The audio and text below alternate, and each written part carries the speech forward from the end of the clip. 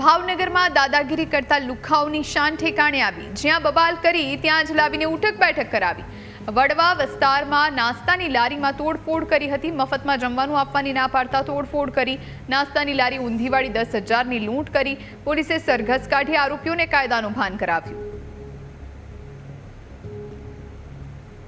જે મેન લારીવાળા પાસે નાસ્તો માગ્યો, પરંતુ ત્યારે તેની પાસે નાસ્તો હતો નહીં। તેનાથી તેઓએ ના પાડેલી, જેનું બંદૂક રાખી આ લોકો જે છે આરોપી 10 આરોપીઓ હાથમાં જે છે છરી તથા પાઇપ લઈ એકસમ થઈ અને આ વિસ્તારમાં જે છે ત્યાં આવે છે અને આ લોકોને ધાક ધમકી આપે છે, તેમજ જે છે તેની લારીઓ જે છે તેને ઊંધી વાળી દે છે અને તોડફોડ કરે છે અને આશરે 10,000ની કિંમત જે છે તેના 10,000 રૂપિયા તે લઈ લે છે। એ બાબતની નીલમબાગ પોલીસ સ્ટેશનમાં ફરિયાદ દાખલ કરવામાં આવેલા છે। આ કામે પોલીસ દ્વારા આ જે છે 7 આરોપીઓ તેને પોલીસે અટક કરી લીધેલા